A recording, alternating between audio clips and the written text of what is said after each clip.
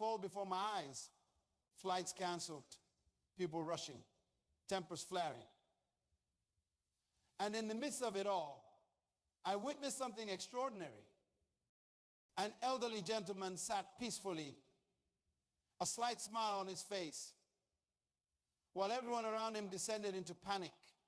That moment changed my understanding of what it means to stay calm. Staying calm isn't just about being quiet or appearing peaceful. It's about possessing an inner strength that transcends circumstances. When I approached that gentleman and asked him how he maintained such composure, he shared something profound. He said, "Young man, I discovered years ago that my response to chaos determines my reality. Your response to chaos determines your reality. Every single person in this room has experienced moments when everything seemed to fall apart. Your business plans crumbled. Your relationships faced unexpected storms. Your carefully laid out future suddenly looked uncertain. But I am here to tell you, the power to remain calm in these situations lies within you." You might be thinking, "But you don't understand my situation." Oh, but I do. Because the principle of maintaining calmness isn't tied to the size of your storm. It's tied to the size of your understanding. When you understand that chaos is temporary but character is permanent, something shifts in your mind. I have traveled across continents, spoken to thousands of people, and one truth remains constant. Those who master the art of staying calm become masters of their destiny. Look at any successful person. What sets them apart isn't the absence of problems, but their response to problems. The power of maintaining composure goes beyond personal peace. It becomes your competitive advantage. While others are losing their minds, you are using yours. While others are reacting, you are responding. While others are complaining about the darkness, you are lighting a candle. Calmness is not passive. It's not about doing nothing. It's about doing everything from a place of inner strength. Think of a surgeon performing a complex operation. The operating room might be tense, but the surgeon's hands remain steady. Why? Because they have trained themselves to access calmness in crucial moments. You might be asking yourself, how do I develop this kind of calmness? Well, that's exactly what we are going to explore together. Because staying calm isn't just a good idea, it's a necessity for anyone who wants to achieve greatness in life. When you understand the nature of chaos, you will realize why maintaining composure isn't just an option. It's your most powerful tool for success. Every challenge that threatens your peace is actually an opportunity to demonstrate your power. The power to choose your response, the power to maintain your composure, and the power to transform any situation through the strength of a calm mind. Nature itself teaches us the most profound lesson about chaos. Have you ever watched a mighty oak tree in a storm? The branches that resist the wind snap, but those that bend with it survive. This is not just a coincidence. It's a principle that governs all of life. Chaos isn't your enemy. It's your teacher. Many people spend their entire lives trying to avoid chaos. They create perfect plans, build perfect schedules, and expect perfect outcomes. But I am here to tell you something that might shock you. Chaos is not a mistake in the system. Chaos is part of the system. And when you understand this truth, your entire perspective shifts. Have you ever noticed that the most significant breakthroughs in your life came after periods of intense chaos? That business idea that transformed your career, didn't it come after a period of uncertainty? That relationship that changed your life, didn't it emerge from a time of confusion? That personal growth that made you stronger, wasn't it born in the midst of challenges? Chaos and growth are dance partners in the ballroom of life. They move together, they flow together, and they create something beautiful together. But most people miss this because they are too busy trying to stop the dance. They don't realize that the chaos they are experiencing is actually preparing them for their next level of growth. I remember working with a young entrepreneur who came to me completely frustrated. His business was facing unexpected challenges. His plans were falling apart, and he could not understand why everything seemed to be going wrong. But when we look deeper, we discover something fascinating. Every problem was actually forcing him to innovate, to think differently, to become more creative. The chaos wasn't destroying his business. It was elevating it. The difference between those who crumble in chaos and those who conquer through chaos isn't in their circumstances. It's in their perception. When you understand that chaos is inevitable, you stop being surprised by it. When you understand that chaos brings growth, you stop resisting it. When you understand that chaos reveals opportunities, you start embracing it. Do you know what creates a diamond? Pressure, intense pressure. Without that pressure, that carbon would never become a diamond. Your challenge is your chaos, your confusion. They are not destroying you. They are transforming you. But only if you understand their purpose. The problem isn't the presence of chaos. It's our perception of chaos. Most people see chaos and think, why me? But successful people see chaos and think, what's next? They understand that chaos isn't random. It's purposeful. It's not destructive, it's constructive. It's not an ending, it's a beginning. The size of your chaos is often proportional to the size of your potential. Big destiny. Expect big chaos, big purpose. Expect big challenges, big future. Expect big obstacles. Why? Because chaos isn't trying to stop you. It's trying to stretch you. When you reframe your perception of challenges, something magical happens. Instead of being paralyzed by fear, you become energized by possibility. Instead of seeing obstacles, you start seeing opportunities. Instead of feeling overwhelmed, you become overjoyed because you understand that this chaos is actually constructing your future. Chaos isn't your enemy. It's your ally in disguise. It's not here to destroy your dreams. It's here to develop your strength. The question isn't whether chaos will come. The question is whether you will recognize it for what it truly is, your opportunity for unprecedented growth.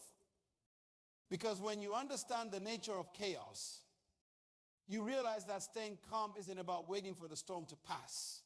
It's about learning to dance in the rain. It's about developing that internal power that allows you to not just survive chaos, but to thrive through it. People often look at successful individuals and say they are just naturally calm. Calmness isn't a personality trait, it's a power. And this power lies dormant within every single person in this room. Your internal state is not determined by external circumstances. Read my lips, your internal state is a choice. Every time you say this situation is making me anxious, you are giving away your power. Every time you say they made me lose my cool, you are surrendering your authority. Nobody, I repeat, nobody has the power to disturb your internal peace without your permission. When you place water in a cup, it becomes the cup. When you place it in a bottle, it becomes the bottle. Water has the power to adapt without losing its essence. That's what internal power looks like. You can adapt to any situation without losing your essence, your peace, your calm. Many people confuse reaction with response. A reaction is automatic, unconscious, driven by fear. A response is intentional, conscious, powered by wisdom. When something unexpected happens, most people react. But champions respond. The difference is in the pause. That microscopic moment between the event and your action. That's where your power lies. I remember sitting with a business leader who lost millions in a market crash. His competitors were panicking, selling everything, making desperate moves. But this leader did something remarkable. He paused. In that pause, he found clarity. While others were reacting to the crisis, he was responding to was the opportunity. Today, his business is 3 times larger than it was before the crash. Why? Because he understood the principle of internal power. Your internal peace isn't just about feeling good, it's about seeing clearly. When you are calm inside, you see opportunities that others miss. When you are peaceful inside, you make decisions that others can't make. When you are stable inside, you create results that others won't create. Your external world is a reflection of your internal world. If there's chaos in your mind, you will find chaos in your life. If there's peace in your mind, you will create peace in your life. If there's power in your mind, you will manifest power in your life. This isn't just positive thinking. This is about accessing a power that already exists within you. Every human being has the capacity for remarkable calmness. The question isn't whether you have this power. The question is whether you are accessing it. When you are internally peaceful, your presence affects the atmosphere around you. Have you ever noticed how a calm person can walk into a chaotic room and suddenly everything starts to settle? That's not coincidence, that's power. Your internal state is so powerful, it can literally transform external circumstances. Some of you are facing situations right now that seem overwhelming. Your business might be under pressure. Your relationships might be strained. Your future might seem uncertain. Your power to remain calm is greater than any pressure you are facing. Calmness isn't weakness. It's strength under control. It's not the absence of power. It's the presence of mastery. When you master your internal state, you master your external reality. When you control your internal response, you influence your external circumstances. Your internal power isn't something you need to create. It's something you need to activate. It's not about becoming something you are not. It's about accessing something you already are. Because when you tap into this internal power, you don't just handle chaos, you transform it. There's a law in life that many people never discover. Your mind is like a garden, and whatever you allow to grow there will eventually manifest in your life.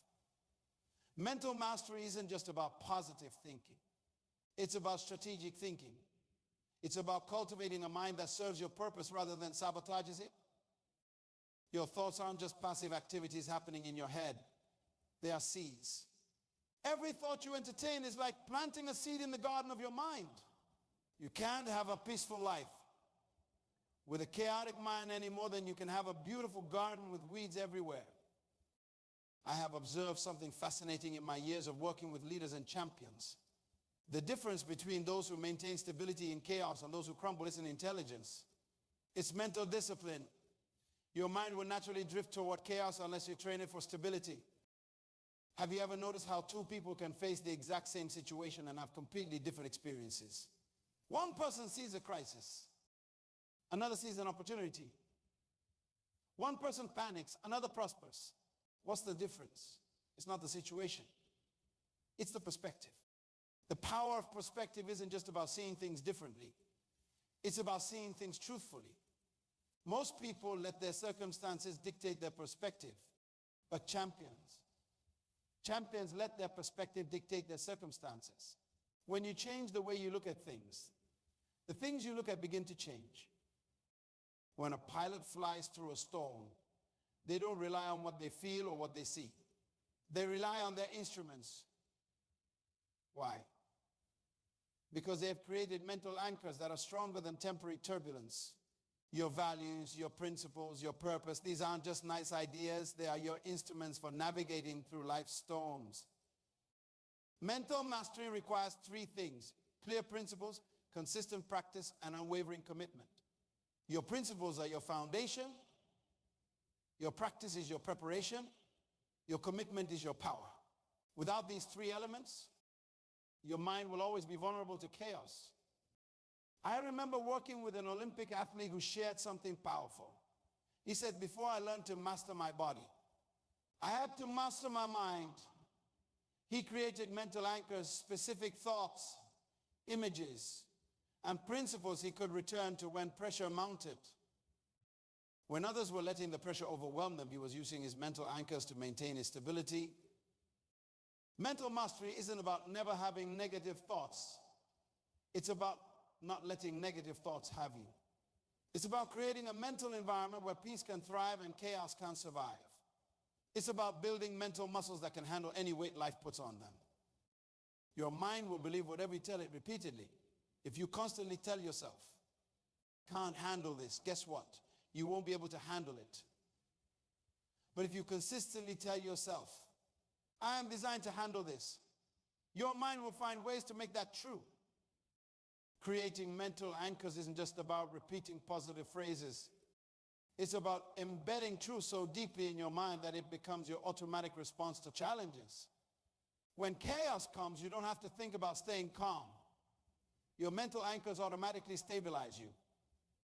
Some of you right now are letting your minds run wild with worry, fear, and doubt. You are letting temporary circumstances create permanent anxiety. You have the power to take control of your mind. You have the ability to train your thoughts. You have the authority to create stability in your thinking. Mental mastery isn't a destination. It's a continual journey. Every day, you are either strengthening your mental muscles or letting them weaken. Every moment, you are either reinforcing your mental anchors or letting them drift. The choice is yours, and the power is within you. Look at the trees outside your window for a moment. Have you noticed they don't grow overnight? They grow through consistent, daily nurturing. The same principle applies to developing unshakable calmness. It's not about one big moment, it's about small, consistent actions that transform your life. Every morning when you wake up, you have a choice. You can either let the day happen to you, or you can happen to the day. Your morning routine isn't just about getting ready physically. It's about preparing yourself mentally and emotionally for whatever the day might bring. I have studied people who maintain extraordinary composure under pressure. And I have discovered something fascinating. They all have what I call a peace protocol, specific habits they practice daily. Before the storm comes, they have already built their shelter before the pressure rises.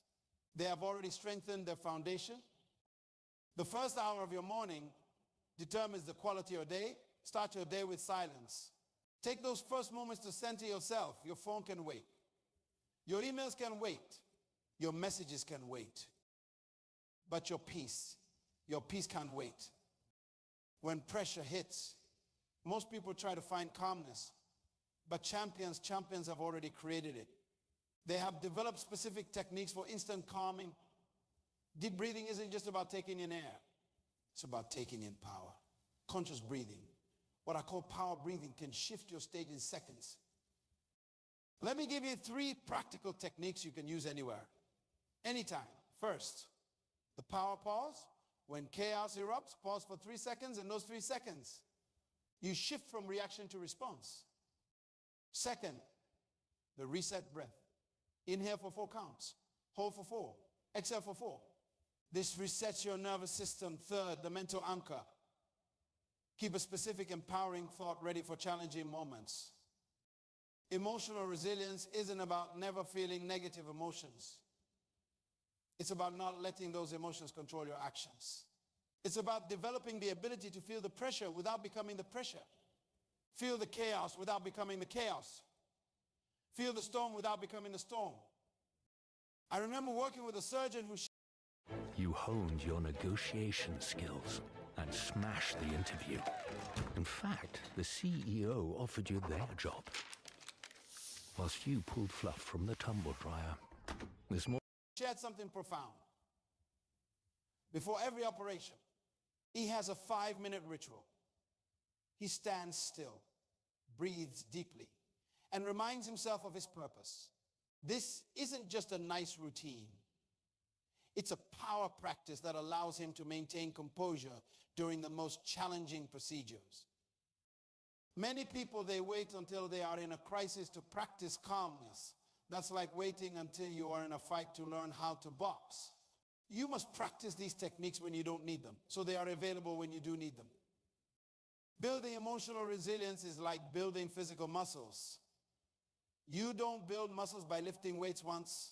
You build them through consistent training. The same applies to emotional strength. Every small challenge is an opportunity to practice. Every minor irritation is a chance to grow stronger. Don't just practice until you get it right. Practice until you can't get it wrong. Make these calming techniques so natural that they become your automatic response to pressure. Make emotional resilience so ingrained that it becomes your default state. Some of you are waiting for life to become less challenging before you find peace. Peace isn't the absence of challenges. Peace is the presence of purpose. It's not about having no storms in your life. It's about knowing how to dance in the rain. And as we prepare to explore the leadership dimension of calmness, remember this: every moment of chaos is an opportunity to practice your peace. Every pressure is a chance to demonstrate your power. Every challenge is an invitation to show your character. Because true calmness isn't just something you feel. It's something you become. A leader's emotional state is the ceiling of their organization's potential. When I walk into any organization, I can tell the quality of its leadership by observing the atmosphere. You see, leadership isn't just about making decisions. It's about creating an environment where others can excel. Your calmness isn't just about you, it's about everyone around you. When you walk into a room as a leader, you are not just bringing your presence, you are bringing your influence. Your mental state is contagious. Your peace is transferable. Your stability affects everyone in your sphere of influence. Have you ever noticed how a team takes on the characteristics of its leader? If the leader is anxious, the team becomes anxious. If the leader is chaotic, the team becomes chaotic. But when the leader maintains composure, something remarkable happens. The entire organization begins to stabilize. I remember observing a CEO during a major company crisis. While everyone was running around in panic, she maintained extraordinary composure. And here's what fascinated me. Her calmness created a ripple effect. Department by department, person by person, the panic began to subside. Why? Because composed leadership creates composed teams. In turbulent times, people don't follow your words. They follow your example. When you stay calm in chaos, you are not just managing a situation, you are modeling mastery. When you maintain peace under pressure, you are not just handling a crisis, you are teaching confidence. The ripple effect of composed leadership goes beyond your immediate team. It affects your customers, your stakeholders, your entire network. People trust calm leaders. They believe in stable leaders. They follow composed leaders. Why? Because calmness in leadership isn't weakness. It's wisdom in action. Your ability to stay calm under pressure will determine your ability to help others through pressure. You can't give what you don't have. You can't lead others to peace if you are living in chaos. You can't create stability if you are surrounded by instability. Your leadership calmness isn't just a personal attribute. It's a powerful force that shapes the future of everyone around you. Because when you lead with composure, you don't just change situations, you transform lives. When you understand the power of calmness, you begin to realize it's not just a state of mind. It's a force of transformation. Everything in your life begins to shift when you master the art of staying calm. Your decisions become clearer. Your relationships become stronger. And your impact becomes deeper. I have watched people transform their entire lives through this one principle. Marriages that were on the brink of collapse suddenly began to heal. Why? Because when one person learns to respond with calmness instead of reaction, the entire dynamic changes. Businesses that were struggling suddenly began to thrive. Why? Because clear minds make better decisions. Your personal transformation through calmness isn't just about feeling better, it's about becoming better. When you are no longer driven by emotional turbulence, you start operating from a place of purpose. Your relationships improve because you are no longer bringing chaos into them. Your success accelerates because you are no longer sabotaging it with emotional reactions. The most successful people you know, what's their common characteristic? It's not their background, their education, or their connections. It's their ability to maintain composure when others are losing theirs. Success isn't just about what you do, it's about how you do it. And calmness is the how that transforms the what. Every person in this room has the potential to create a legacy. But what kind of legacy will you leave? Will people remember you as someone who added to the chaos? Or someone who brought peace? Will your children inherit your emotional turbulence? Or will they inherit your stability? Building a legacy of stability isn't about being perfect. It's about being purposeful. It's about making a conscious decision that your calm will be stronger than your chaos. That your peace will be more powerful than your problems. That your stability will be more significant than your struggles. The impact of your calmness extends far beyond your own life. When you master this principle, you become a living example of what's possible. Your very presence begins to transform environments. Your stability begins to influence situations. Your peace begins to impact people. Your calmness isn't just a personal achievement. It's a gift you give to the world. Because when you transform yourself through the power of calmness, you create a ripple effect that touches countless lives. You build a legacy that will outlive you. You create an impact that will echo through generations. Standing here today, I am looking at a room full of potential, not just individual potential, but the potential to transform our entire world through the power of calmness. The question isn't whether you can do it. The question is, will you do it? Right now, take 3 seconds, just 3 seconds to make a decision. A decision that from this moment forward, you will no longer be a victim of chaos, but a master of peace. That you will no longer let circumstances dictate your emotional state.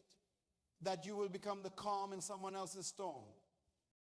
Here are your marching orders. Starting tomorrow morning, before you touch your phone, before you check your messages, take 5 minutes of pure silence. In that silence, set your emotional thermostat for the day. Decide in advance how you will respond, not react to whatever comes your way. Throughout your day, practice the power pause. When pressure rises, when tension builds, when chaos erupts, pause. In that pause lies your power. In that pause lies your peace. In that pause lies your potential. Build your mental anchors now. Don't wait for the storm to come. Choose 3 power thoughts that will steady you in moments of pressure. Write them down. Memorize them. Let them become part of your emotional DNA. I see a future where your calmness becomes a catalyst for change, where your peace becomes a platform for progress, where your stability becomes a source of strength for others. This isn't just about you anymore. It's about everyone your life touches. Imagine walking into your home, your office, your community, carrying not just your presence but your peace. Imagine being the person others look to when chaos erupts. Imagine being the stability that helps others find their strength. The world does not need more chaos. It needs more calm. Your family does not need more reaction. It needs more response. Your community does not need more noise. It needs more peace. And you, as you, have the power to provide it. Become a carrier of calmness. Become an ambassador of peace. Become a leader who transforms chaos into clarity, pressure into power, and challenges into change. Remember, staying calm isn't just a good idea, it's your destiny. It's not just a nice concept, it's your calling. It's not just a temporary tactic, it's your transformational tool. When you master the art of staying calm, you don't just change your life, you change your world. Your peace becomes your power. Your stability becomes your strength. Your calmness becomes your catalyst for unprecedented achievement. Today, we are going to explore 6 things that an intelligent person never says. This is not about censorship or suppressing your thoughts. It's about elevating your communication, refining your mindset, and ultimately becoming the best version of yourself. Years ago, I met a young man named Marcus. Marcus was brilliant, top of his class, quick-witted, and always ready with an answer. But Marcus had a problem. He couldn't keep a job, couldn't maintain relationships, and was constantly in conflict with those around him. One day, I had the opportunity to observe Marcus in a work meeting. That's when it hit me. Marcus was using his intelligence as a weapon. Every time someone spoke, he was quick to point out flaws in their reasoning. He'd say things like, "That's a stupid idea," or "Anyone with half a brain would know that won't work." Marcus thought he was showcasing his intelligence. In reality, he was showcasing his immaturity and lack of emotional intelligence. My friends, intelligence is not just about being right. It's about being effective. It's about using your knowledge and skills to lift others up, not tear them down. It's about understanding that sometimes the most intelligent thing you can do is to listen, to empathize, to seek understanding before being understood. This brings us to our first point. An intelligent person never says, "That's stupid." Now you might be thinking, but what if something really is stupid? Shouldn't we call it out? In life, you will encounter ideas that seem foolish plans that appear flawed, and people who might not be operating at your level of understanding. But the moment you label something as stupid, you have closed the door to understanding. You have shut down the possibility of growth, both for yourself and for others. Instead of saying that's stupid, an intelligent person might say, I'm not sure I understand. Could you explain that further? Or I have a different perspective on this. May I share it? Do you see the difference? The first approach shuts down communication. The second opens it up. The first approach positions you as superior. The second positions you as a collaborator, a learner, someone who values the input of others. This does not mean you have to agree with everything you hear. But it does mean approaching every interaction with respect, curiosity, and the humility recognize that you don't know everything. A CEO I once worked with, Alina was known for her brilliant strategic mind. But what set her apart wasn't just her intelligence, it was how she used it. In one particularly tense board meeting, a junior member proposed a strategy that, on the surface, seemed naive and unworkable. The room fell silent. Everyone expecting Alina to shut down the idea. But Alina didn't say, that's stupid. Instead, she leaned forward and said, that's an interesting approach. Walk us through your thinking. What happened next was remarkable. As the junior member explained his reasoning, it became clear that while the overall strategy wasn't viable, there were elements of brilliant insight in his thinking. Alina's approach not only saved this young man from embarrassment, but also led to a breakthrough that the company later patented. That, my friends, is the power of intelligent communication. It's not about being the smartest person in the room. It's about creating an environment where intelligence can flourish, where ideas can be shared without fear, and where collective wisdom can emerge. Let's move on to our second point. An intelligent person never says, I know everything about this. The moment you claim to know everything about a subject is the moment you stop learning. And let me tell you something profound. The day you stop learning is the day you start dying intellectually, professionally, and personally. True intelligence is marked by a constant thirst for knowledge, a perpetual state of curiosity. The most brilliant minds in history, Einstein, Newton, Curie, were all characterized by their insatiable curiosity and their willingness to admit what they didn't know. Einstein once said, the more I learn, the more I realize how much I don't know. This, my friends, is the paradox of knowledge. The more you learn, the more you understand how vast the ocean of knowledge truly is. Instead of saying, I know everything about this, an intelligent person might say, I have experience in this area, but I'm always eager to learn more. What's your perspective? This approach not only demonstrates humility, but also opens the door to new insights and collaborative learning. I remember a conference I attended where a renowned expert was speaking on leadership. During the QA session, someone asked a question that clearly caught the speaker off guard. Instead of fumbling for an answer or dismissing the question, the speaker did something remarkable. He said, that's a fascinating question. And to be honest, that's not something I've considered before. I don't have an answer right now, but I'd love to research it and get back to you. Does anyone in the audience have insights on this? What followed was one of the most engaging discussions I've ever witnessed at a conference. By admitting he didn't know everything, this expert created a space for collective learning and discovery. He transformed. With so many holiday homes on Booking.com, there are so many Tina Feys I could be. I could book a beach house and be relaxed, Tina. Could someone bring me everything, thank you? What could have been a moment of embarrassment into an opportunity for growth, for himself and for everyone in the room. This brings us to an important truth. Intelligence is not about having all the answers. It's about knowing how to find answers, how to learn, and how to collaborate with others in the pursuit of knowledge. Moving on to our third point. An intelligent person never says, it's not my fault. Accountability is a cornerstone of intelligence. It's easy to take credit when things go well. But true intelligence and true leadership is demonstrated in how we handle failures and setbacks. When something goes wrong, the natural human instinct is to deflect blame, to find excuses, to point fingers. But this reaction, while natural, is not intelligent.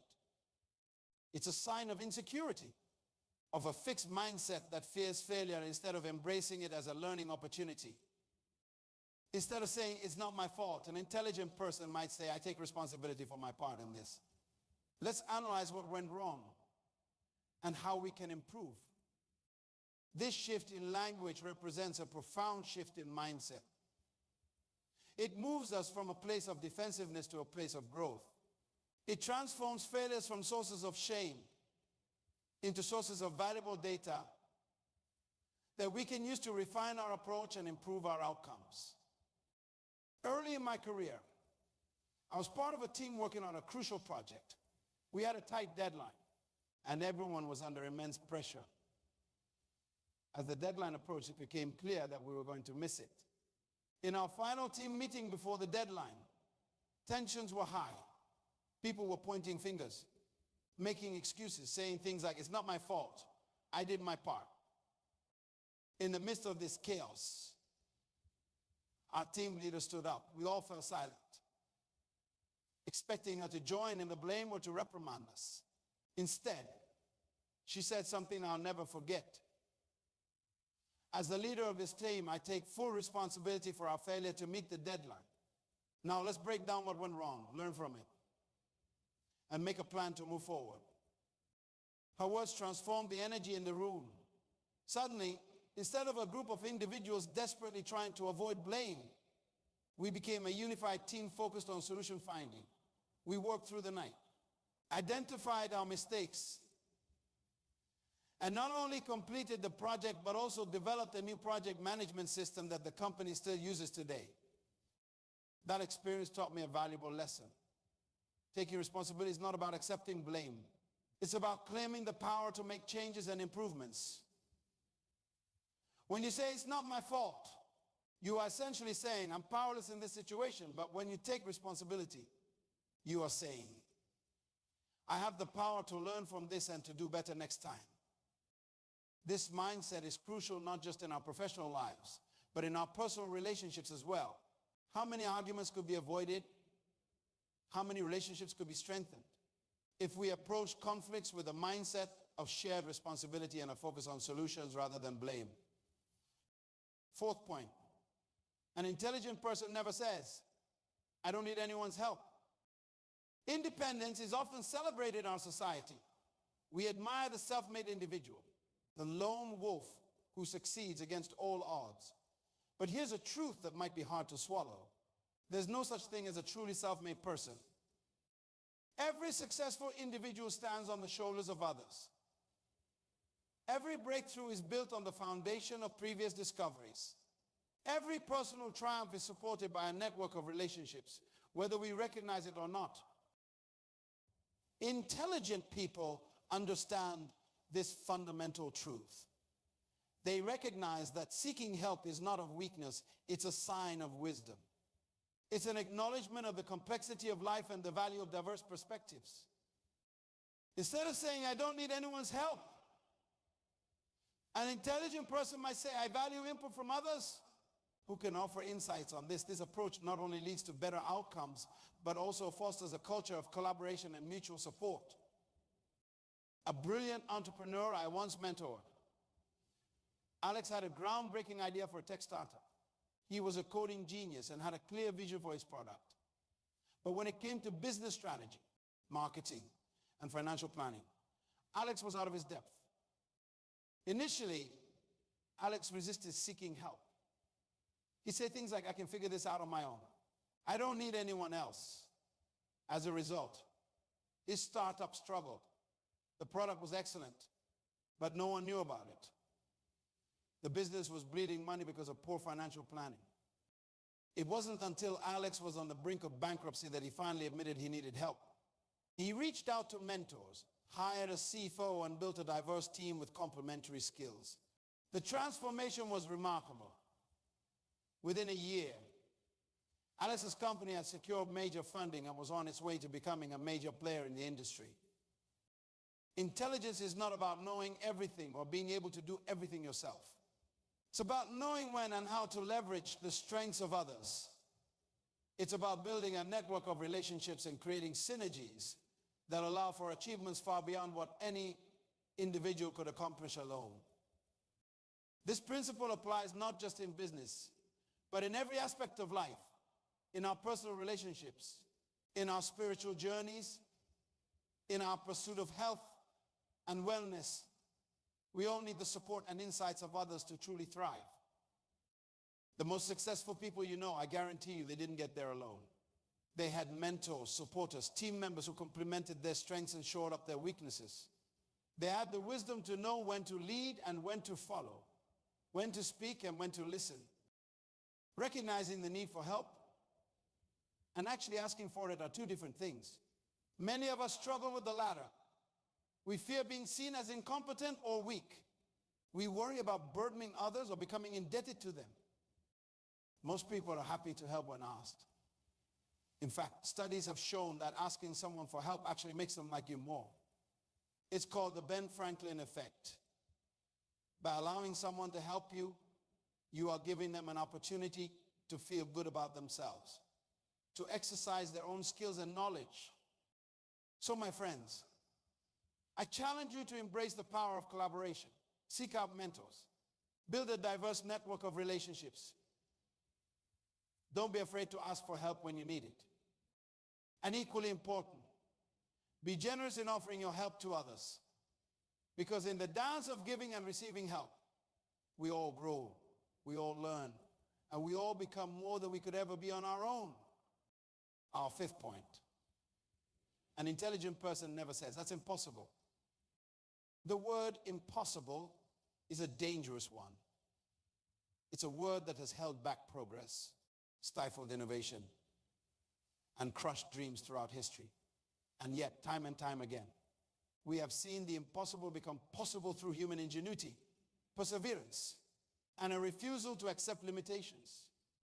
There was a time when human flight was considered impossible. Space travel was impossible. Instant global communication was impossible. And yet, here we are, living in a world where all these impossibilities are now everyday realities. Intelligent people understand that impossible is often just a limitation of current thinking or technology. They approach challenges not with a mindset of can this be done, but rather how can this be done?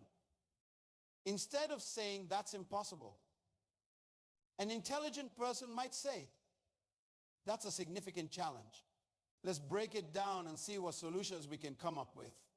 This shift in language represents a fundamental shift in approach from defeatism to problem solving, from limitation to possibility.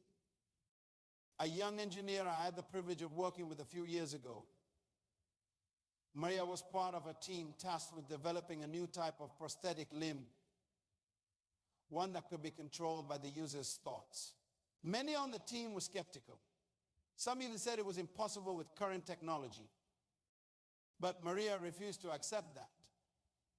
Instead of saying it's impossible, she said, we haven't figured out how to do it yet. That simple shift in perspective changed everything. It turned a dead end into a challenge, a wall into a hurdle to be overcome.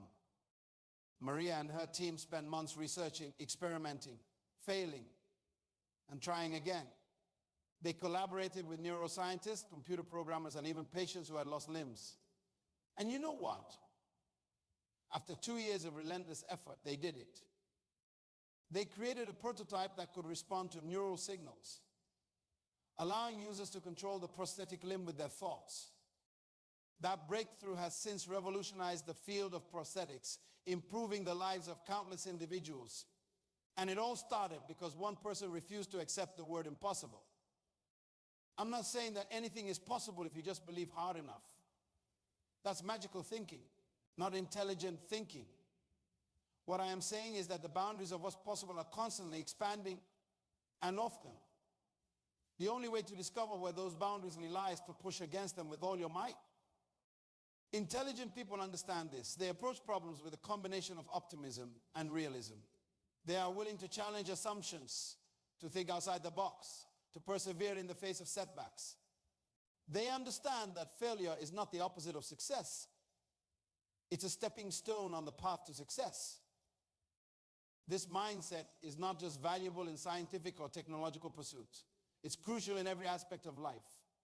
In your personal growth, in your relationships, in your career, there will always be challenges that seem insurmountable at first glance. The intelligent approach is not to be daunted by these challenges, but to face them head on, to break them down into manageable parts, and to persistently work towards solutions. Every great achievement in human history started as an impossible dream.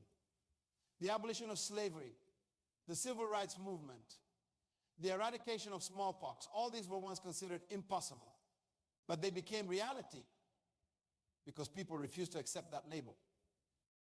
I urge you to banish the word impossible from your vocabulary. Replace it with phrases like it's challenging, but let's figure it out, or we haven't found a way yet, but we will. Embrace the mindset of possibility, of problem solving, of relentless pursuit of solutions. You don't have to have all the answers yourself. Remember our previous point about the importance of collaboration. This is where it becomes especially relevant. When faced with a seemingly impossible challenge, don't be afraid to seek help, to collaborate, to bring together diverse minds and perspectives. Often, the solution to an impossible problem comes not from a single brilliant insight, but from the combination of multiple perspectives, from the synthesis of different fields of knowledge. This is why diversity in teams is so crucial, because each person brings a unique set of experiences, knowledge, and ways of thinking to the table. Sixth and final point. An intelligent person never says, I don't have time for this. Time is our most precious resource. It's the one thing we can never get more of, no matter how wealthy or powerful we become. And yet, how often do we squander it? How often do we use the excuse, I don't have time, to avoid things that are important, challenging? Intelligent people understand that saying, I don't have time, is often just a polite way of saying this is not a priority for me. And they recognize that our priorities reveal our values and shape our lives. Instead of saying, I don't have time for this, an intelligent person might say, this is not a priority for me right now, or I need to reassess my priorities to make time for this. This shift in language is powerful because it puts us back in control.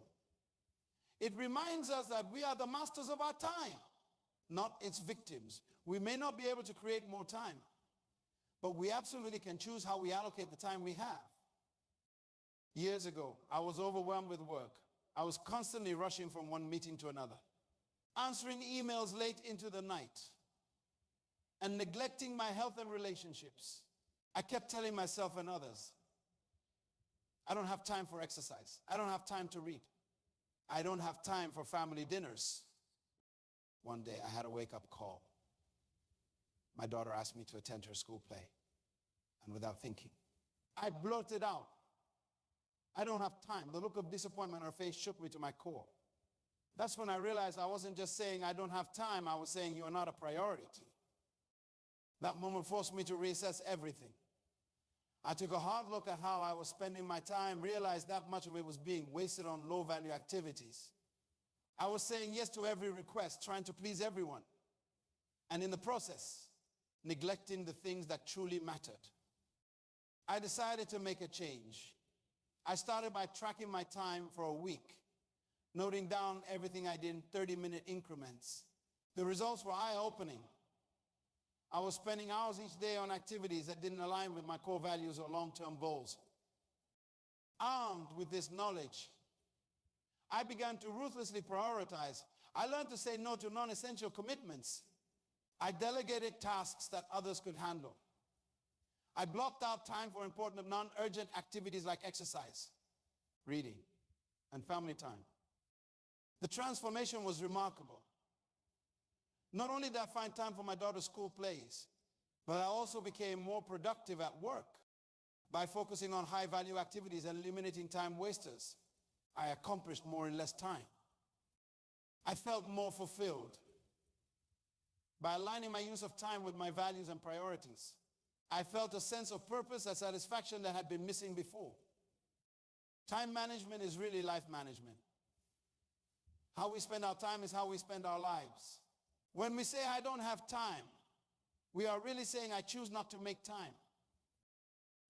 Intelligent people understand this. They recognize that time is a choice. We all have the same 24 hours in a day.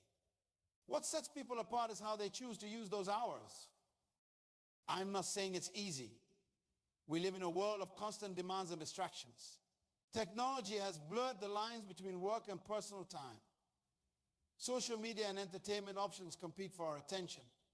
It's more challenging than ever to manage our time effectively. But that's precisely why it's more important than ever to be intentional about how we use our time. It requires conscious effort.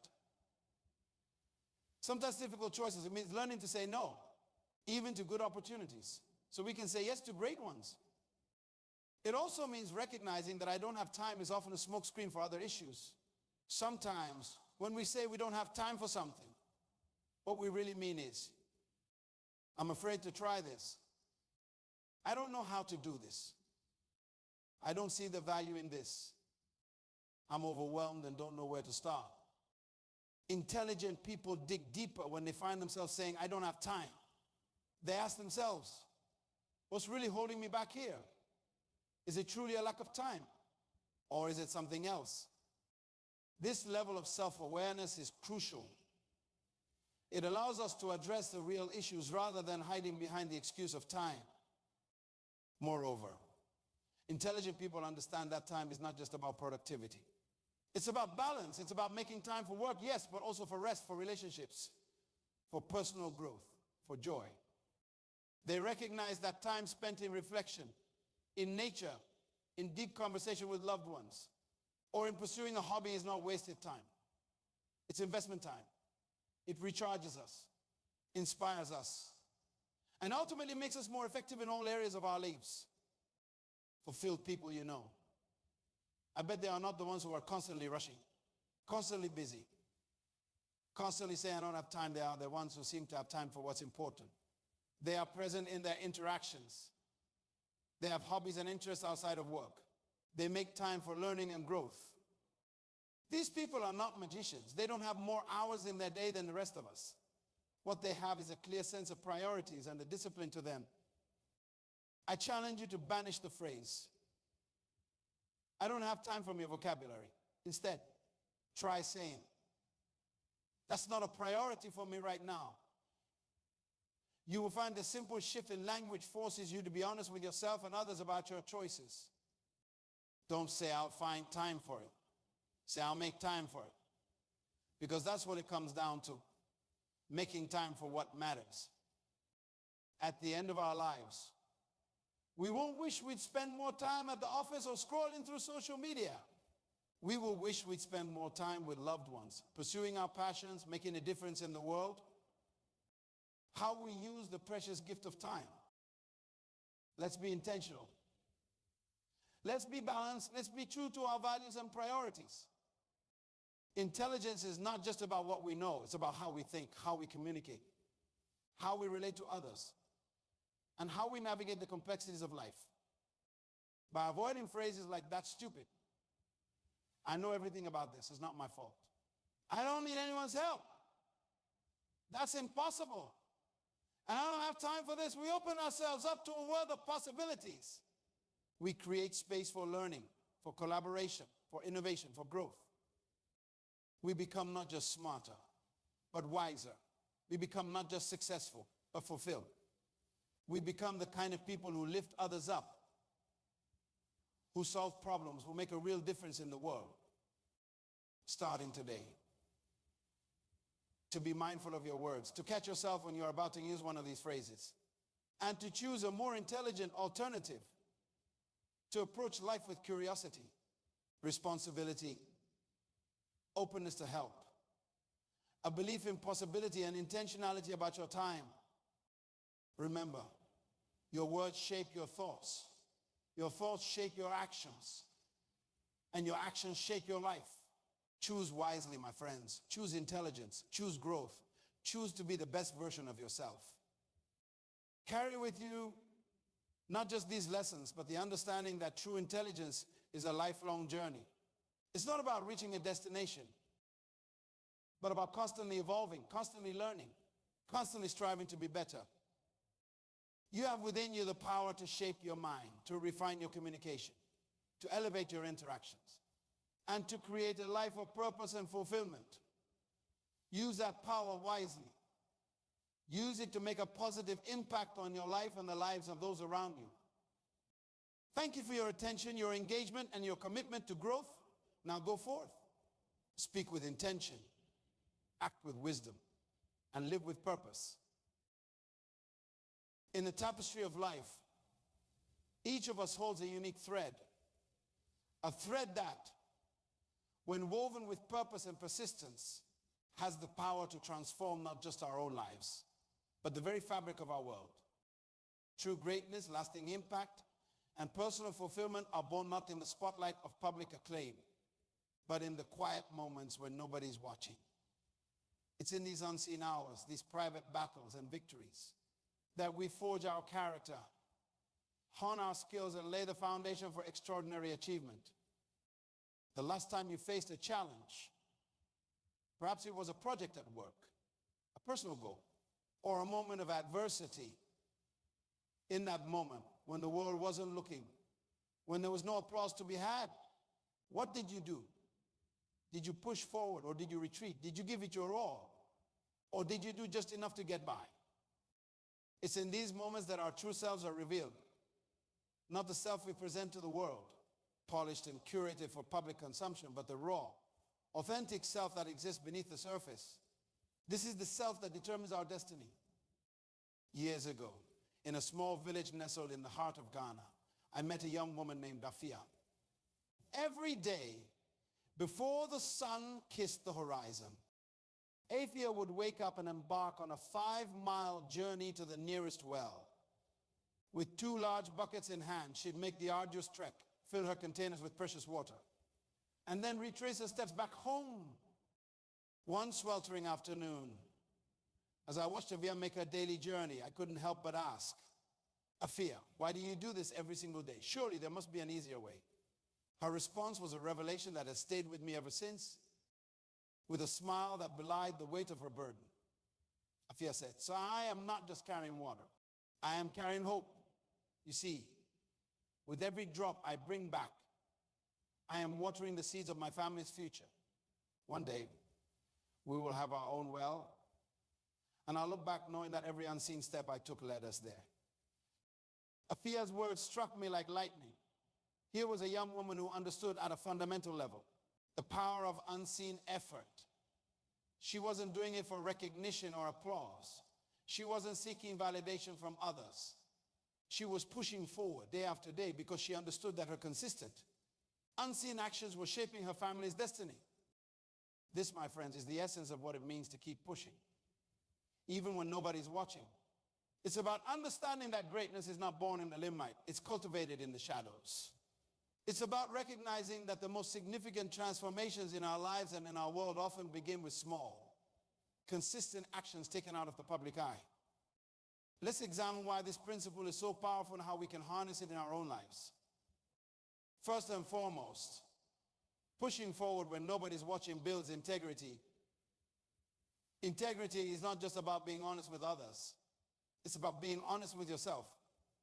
It's about doing the right thing, even when, especially when, no one will know. When you choose to give your best effort in private moments, you are declaring to yourself, this is who I am. This is what I stand for. You are building a foundation of self-respect and authenticity that will serve you in every area of your life. These private moments of effort and perseverance are where true skill is developed. Think about any master in their field, be it an artist, an athlete, a scientist, or an entrepreneur. What we see in their moments of public triumph is merely the tip of the iceberg. Beneath the surface lies an ocean of unseen effort, countless hours of practice, experimentation, and refinement. The violin virtuoso who mesmerizes an audience with a flawless performance. She spent thousands of hours alone in a practice room, repeating the same passages until her fingers bled. The entrepreneur whose innovative product revolutionizes an industry. He's endured countless sleepless nights and failed prototypes before his breakthrough. The Olympic athlete who breaks world records. They've pushed their body to its limits in empty gyms when no one was cheering. This is the paradox of success. What looks effortless to the world is often the result of relentless effort behind the scenes. By embracing this truth, by committing to excellence even when no one's watching, you are setting yourself up for extraordinary achievement. The value of pushing forward in private goes beyond mere skill development or achievement. It's about personal growth and transformation at the deepest level. When you consistently choose to push forward, to give your best when there's no external pressure to do so, you are rewiring your brain, you are developing neural pathways of discipline, resilience, and self-motivation. You are training yourself to derive satisfaction not from external validation, but from the knowledge that you have given your all. This internal locus of control, this ability to self-motivate and self-validate, is perhaps the most valuable skill you can develop in life. Because let's face it, external validation is fickle. Applause fades, trophies gather dust, but the inner strength you develop by consistently pushing forward, that stays with you. It becomes a part of who you are. Some people hear this message about pushing forward when nobody is watching, and they interpret it as a call for relentless grinding, for sacrificing all joy and balance in pursuit of a goal. But that's not what we are talking about here. Pushing forward does not mean pushing yourself to the brink of burnout. It does not mean neglecting your health, your relationships, or your overall well-being. In fact, true persistence, the kind that sustains you over the long haul, requires balance. To grow a thriving garden, you need consistent effort, watering, weeding, nurturing. But you also need to allow time for rest and regeneration. You need to respect the natural rhythms of growth and dormancy. The same is true in our lives. Pushing forward means showing up consistently, giving your best effort, and staying committed to your goals. But it also means knowing when to rest, when to reflect, when to recharge. It means taking care of yourself holistically, physically, mentally, emotionally, so that you have the energy and resilience to keep pushing forward over the long term. This brings us to another crucial aspect of pushing forward when nobody's watching: the power of incremental progress. In our instant gratification culture, we are often seduced by the idea of overnight success, of quantum leaps that catapult us to our goals. But the truth is, lasting change and real achievement usually happen gradually, through small, consistent actions taken over time. The metaphor of compound interest in finance, a small amount invested consistently over time can grow into a fortune. Thanks to the power of compound growth. The same principle applies to our efforts and our personal growth. Every time you choose to push forward, to take one more step towards your goals, you are making a deposit in your future. These deposits might seem small in the moment. You might not see immediate results, but over time they accumulate, they compound, and they lead to extraordinary outcomes. This is why it's so crucial to celebrate your small victories, your incremental progress. Did you write one page of your book today? Celebrate that. Did you make one sales call, even though you were feeling discouraged? Celebrate that. Did you choose a healthy meal instead of junk food? Celebrate that. These small victories might not seem significant in the moment, but they're the building blocks of lasting change and achievement. By acknowledging and celebrating them, you are reinforcing your commitment to pushing forward. You are training your brain to focus on progress rather than perfection. Now talk about how to cultivate this mindset of pushing forward, even when nobody's watching. It starts with clarity of purpose. You need to be crystal clear about why you are doing what you are doing. What's your ultimate vision? What kind of impact do you want to make in the world? When you have this clarity, it becomes your North Star. It guides you through the dark nights of doubt and discouragement. It fuels you when your motivation wanes. Because here's the truth. Motivation is fickle. It comes and goes. But purpose is enduring. It's what gets you out of bed on those mornings when you'd rather stay under the covers. Next, you need to fall in love with the process, not just the outcome. Too often, we fixate on the end goal, the moment of triumph. But true fulfillment, true growth, happens in the daily grind. It's in those moments of pushing through resistance, of choosing to show up when it's hard, that you are truly alive. Embrace the struggle, welcome the challenges, because every obstacle you overcome is making you stronger, more resilient, more capable. You are not just working towards your goals, you are working on yourself. Another powerful technique is to act as if someone is always watching, not in a paranoid way, but in a way that inspires excellence. Imagine that every action you take, every decision you make is being recorded for future generations to study. How would that change your behavior? This mindset shift can be transformative.